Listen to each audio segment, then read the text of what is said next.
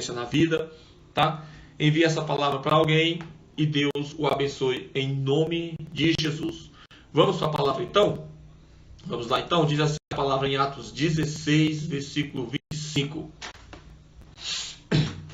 Por volta da meia-noite, Paulo e Sila oravam e cantavam hinos a Deus, enquanto os presos os escutavam. De repente, houve um terremoto tão intenso que os alicerces do cárcere foram abalados. E logo todas as portas, se abriram e as correntes de todos se soltaram. O carcereiro acordou, vendo abertas as portas da prisão, sacou a espada para suicidar-se, supondo que os presos haviam fugido. Mas Paulo gritou para ele: não te faças nenhum mal, porque estamos todos aqui. Ele pediu a luz, correu para dentro e, trêmulo, prostrou-se diante de Paulo e Silas. Levando-os para fora, disse: Senhor, que preciso fazer para ser salvo? Eles responderam: crê no Senhor Jesus, e tu e tua casa sereis salvos.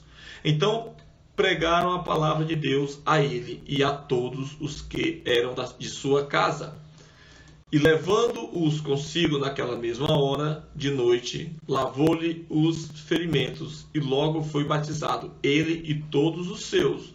Então os fez subir para sua casa, pôs a mesa para eles e alegrou-se muito com toda a sua casa por haver crido em Deus. Amém. Glória a Deus.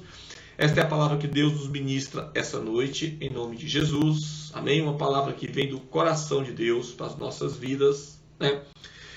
E essa história dá-se quando, né? Eu vou fazer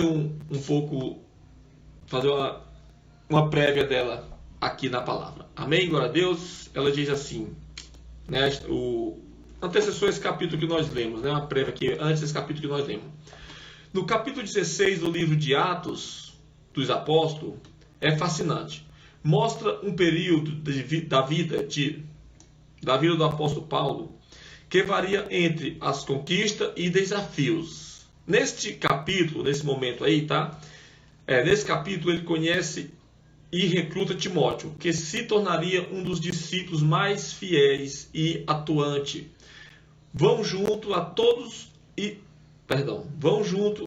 outros discípulos pregar o evangelho na Ásia, mais precisamente em Filipos, onde Paulo, pela sua pregação, alcança uma mulher chamada Lídia, empresária do ramo de tecidos da cidade de Tiatira, que após ser batizada com sua família, abre uma célula, né? Ou seja, ela abriu uma reunião na casa dela, diz a Bíblia, né? E aqui a gente chama de célula, já colocamos que era uma célula, amém?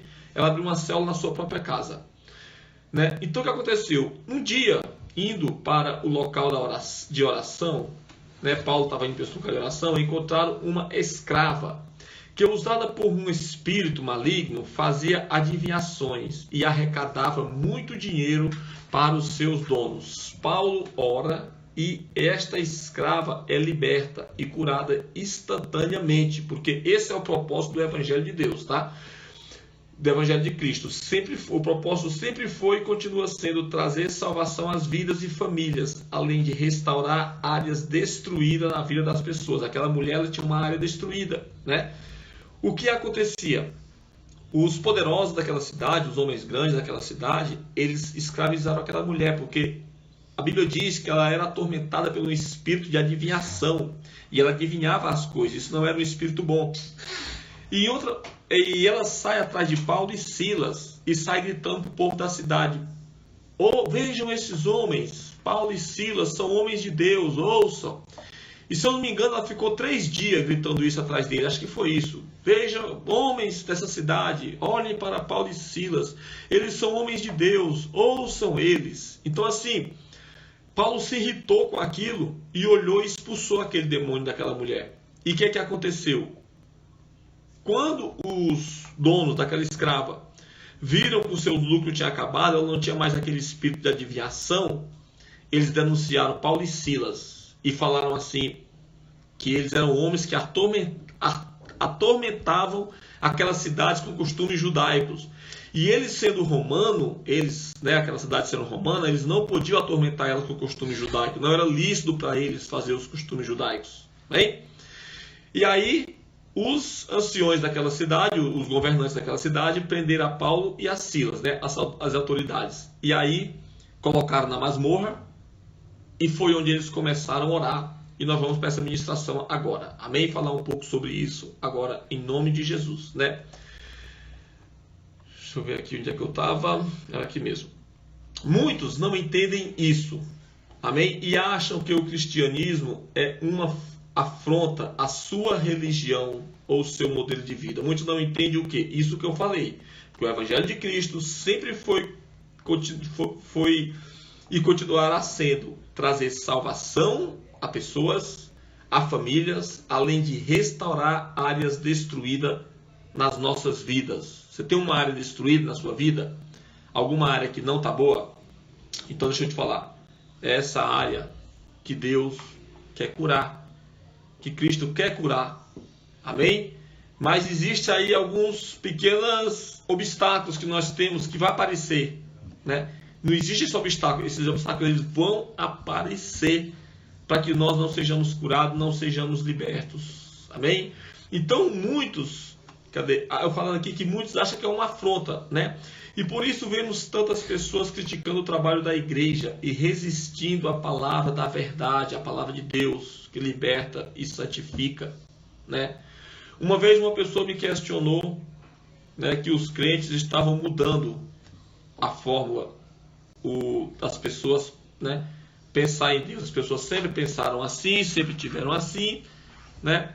E os crentes mudaram o jeito de rezar, mudaram o jeito disso, mudaram o jeito daquilo. Mas eu pergunto para você que está me assistindo aqui, você conhece a palavra de Deus? Você conhece a Bíblia? Não estou falando você saber de cor a Bíblia, né? Mas você conhece o conteúdo bíblico, que é a palavra bíblico? O conteúdo que está lá, assim... Como é que eu posso te falar aqui? O sentido da Bíblia, a história bíblica. Se você conhecer, a minha pergunta é, o crente, ele está mudando a história da humanidade, mudando o jeito de pensar em Deus, ou ele está trazendo de volta, como era no tempo da igreja primitiva, como foi no tempos antes, ou ele está, na realidade, ele está ressuscitando a forma que temos que olhar para Deus. Porque para quem conhece a Bíblia, o crente, o cristão evangélico, ele está ressuscitando a forma de nós vermos a palavra de Deus, né? Então, é uma verdade que santifica e que liberta. Quando os donos daquela serva viram isso, né, como eu falei, que ela tinha perdido aquele dom de adivinhar, né, que os seus ganhos não aconteceriam mais, então eles denunciaram Paulo e Silas às autoridades, que os açoitaram e prenderam, né?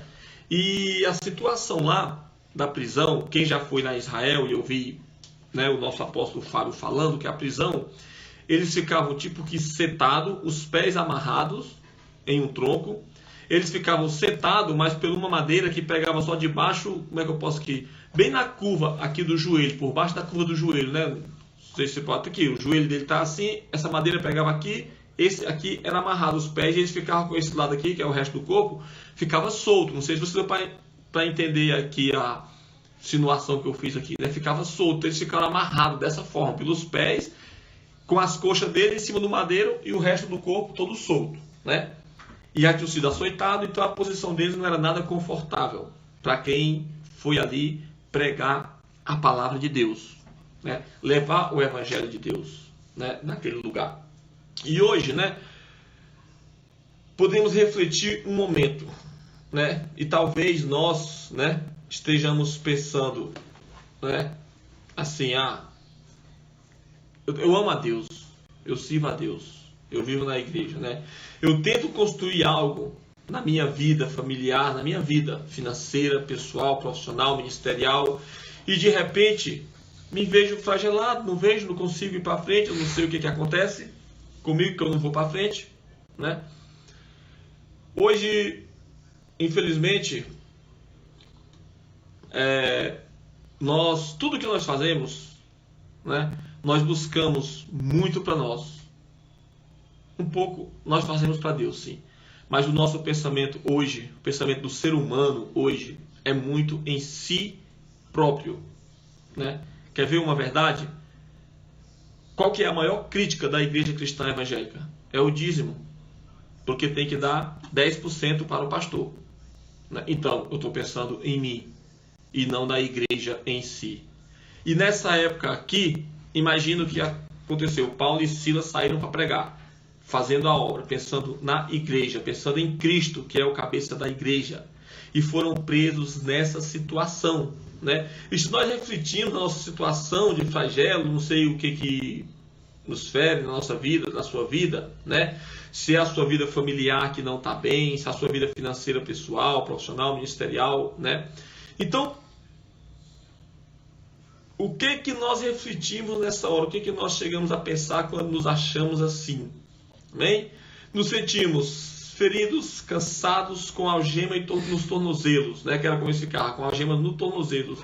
Nos sentimos impotentes, muitas vezes, por não conseguirmos, vemos uma vez algo que nós precisamos, que nós queremos estar tão perto e nós não conseguimos buscar, né? E nos sentimos nesta hora acabados, destruídos, derrotados, né? E o que pensar nessa situação, né? Ah, tá tudo perdido. Não tem mais jeito, não consigo, não vou conseguir. Tá tudo perdido. Que não tem mais saída para aquela situação. Amém? Mas que Jesus não tem tudo. Perdão, gente, eu tô me perdendo aqui, tá? Vou reformular toda essa frase para você. Desculpa aí pelo enganche, tá? Nós pensamos que está tudo perdido, que não tem mais saída, que Jesus não tem todo esse poder que a Bíblia diz que ele tem, né? Isso passa pela cabeça das pessoas, que não vale a pena ser fiel a Deus, orar, jejuar e dizimar, que nada disso vale a pena. Aí você pode pensar assim: jamais eu vou pensar que Jesus não tem o poder. Claro que ele tem, sim, mas eu posso te falar que muitos nessas horas falam que não. Amém? A gente é de uma igreja, a gente lida com muitas pessoas e infelizmente, eu falei aqui semana passada sobre aqueles que recebem a bênção. Foi uma ministração muito maravilhosa semana passada. Se você não assistiu, Deus falou aqui tremendamente através da minha vida. Se você não assistiu, vá no YouTube, pega aquela ministração e assista, tá? Que foi falado a respeito disso, né? Das pessoas que vêm para igrejas, alguns não lutam, não buscam, não saem, e alguns que recebem tudo também saem. E eu já vi pessoas falar: Cristo não fez nada pela minha vida, né? Infelizmente eu já vi, sim. Amém? Então é triste essa situação, porque é o que passa pela nossa cabeça quando sentimos em nós o sentimento de perca, o sentimento de não conquistarmos, o sentimento de não avançarmos, de não alcançarmos aquele ponto que nós queríamos. Passa um sentimento de derrota, né? Pessoas entram em depressão por isso.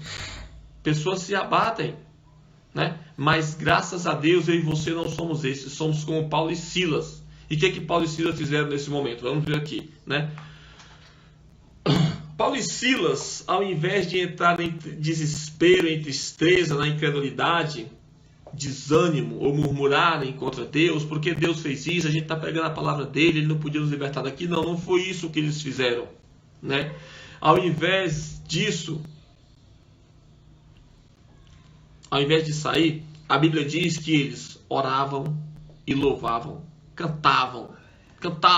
Todos os presos ouviu aquele louvor, ouviu eles orar, ouviu eles clamar por Deus, né? Era aquela animação ali dentro, ali só tinha eles dois, faziam uma festa, parecia um monte de cearense conversando, né? Eles cantando e louvando lá, né? Aquela de chamar a atenção mesmo.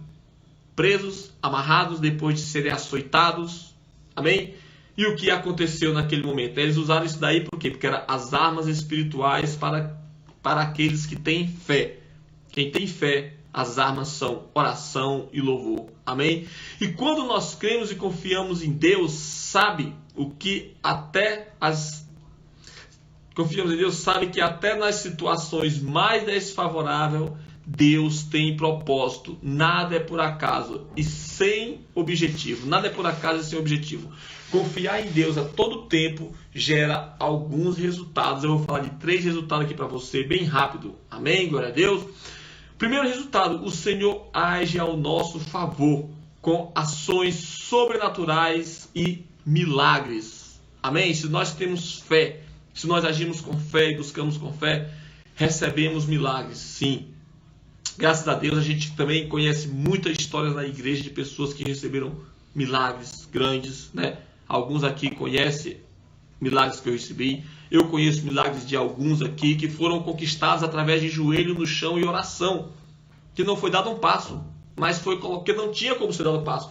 Mas foi colocado o joelho no chão e foi orado e o milagre veio, glória a Deus. Amém? Então esse milagre é sem explicação. Sem explicação humanas ou científicas. As correntes dos pés deles, assim como as trancas das cadeias, se romperam e eles se viram livres para ir embora. Amém? Você viu uma das coisas que acontece? Qual milagre você precisa hoje? O que te prende? Falta de dinheiro? É isso que te prende? Falta de paz dentro da sua casa, com seu cônjuge, não sei, no seu trabalho, na sua escola, você que estuda, na sua vizinhança. Tem falta de amor, tem falta de paz, né? Está disposto a louvar a Deus mesmo antes do milagre acontecer? Você está disposto a louvar a Deus? Deus não se esqueceu de você. Ele não se esquece de nenhum. Jesus disse: Pai, todos que me entregares, nenhum deles se perdeu, senão o filho da perdição. Amém? Glória a Deus. Então esse é um dos pontos que, se nós nos entregarmos, louvarmos, adorarmos e buscarmos sem reserva, Ele nos traz todas essas coisas sobre a nossa vida. Ele nos liberta, Ele quebra os grilhões, Ele quebra a cadeia. Amém? Glória a Deus. O segundo ponto que eu vou falar aqui é: recebemos sabedoria para agir de forma correta e consolidar o milagre. Não é só receber, também é consolidar o milagre. Quando foram livres das cadeias, olha só, quando eles foram livres da cadeia, eles poderiam ter fugido. Estamos livres, vamos embora, né? Sai daqui porque os caras já prenderam uma vez, as autoridades estão nos perseguindo, então vamos cair fora. Mas não fugiram, né? Porque se fugisse, se tornariam criminosos procurados pela justiça daquele lugar, né? Porém, por instrução divina, permaneceram e usaram de inteligência para serem livres, alegando cidadania romana, né? Isso aqui é mais na frente, eu vou falar, posso ser que eu fale isso aqui. Amém? Glória a Deus. Em Atos 16, 35 a 40, fala sobre isso. Se você quiser ler depois, é de onde nós paramos para frente, né? Mas eu vou falar disso daí, né? Então nada adianta recebermos os milagres se não formos sábios para consolidá-los em nossas vidas, né? Eu vou falar disso aqui já, amém? Dessa romana aqui, né? Quando eles saíram, eles foram para a casa do carcereiro, eu vou falar disso aqui já, né? E saíram da casa e no outro dia, acho que as autoridades, vendo o que tinha acontecido, fala para eles que eles podem ir embora. E Paulo falou: não é assim, podem ir embora. Eles nos prenderam, nos bateram sem causa, sendo nós cidadãos romanos, porque eles também estavam em Roma, né? Sendo nós cidadãos romanos, bateram, fizeram o que quiserem e agora fala pode ir embora. Não é assim. Eles que venham aqui e nos dê a liberdade. Para quê? Para que eles não ficassem procurados. Amém? E como que eu posso falar aqui? Tipo, eles que vêm aqui nos liberte, reconheça o erro deles, reconheça que o Deus que nós estamos pregando é um Deus de poder e de milagre aqui diante de nós. E a Bíblia diz que eles tiveram que ir lá e libertar eles para ir embora. E eles estavam soltos, não estavam presos. Amém? Glória a Deus. Então, o terceiro ponto, né? O terceiro e último ponto que eu quero falar aqui nessa palavra aqui. Quando agimos com fé, buscamos a Deus, tornamos-nos abençoadores de outras vidas. Os outros presos que ouviram a Paulo e Silas orarem e louvarem, também foram livres das cadeias. As cadeias se quebraram para eles também. Ou seja, conheceram de forma prática o poder de Deus em suas vidas. O carcereiro foi salvo e a misericórdia de Deus, tendo tendo a oportunidade de receber junto com sua família a salvação completa, creram e foram batizados. Está em Marcos 16:16. Amém, glória a Deus. Deixa eu te falar uma coisa aqui. Lembra da célula de semana passada? O que eu falei? Foi sobre os 10 leprosos que receberam a cura, 9 foram embora e um voltou para Jesus, e esse que voltou foi salvo por Jesus, porque teve fé e porque ficou perto de Jesus. Amém, glória a Deus. Aqui cita que muitos presos foram libertos junto com Paulo e Silas, mas não cita que eles foram salvos por Jesus. Não estou aqui falando que eles também não foram. Não estou falando isso. Não sei se foram ou se não foram. Aqui não cita que eles foram salvos, então também não podemos, como não podemos falar que não foram, também não podemos falar que foram. E quem foi salvo, a palavra se dá com aquela de semana passada. Eu quero te falar uma coisa. Semana passada, aquela palavra não veio da igreja. Foi Deus escreveu através da minha vida. E essa daqui não. Ela já veio de Campinas. Amém? Deus mandou ela através da vida de um pastor que está em Campinas. Então, e as duas palavras vêm confirmando a outra. Porque aqui nós vimos quem permaneceu perto de Paulo e Silas, o carcereiro que os levou para casa, cuidou deles e os alimentou.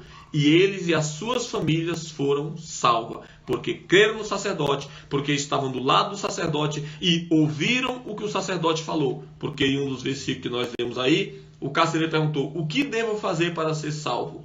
Ele disse: creia no Senhor. Então foi dando ouvido ao sacerdote que eles receberam a salvação. Amém? Glória a Deus. Então vamos lá. Em Marcos 16:16.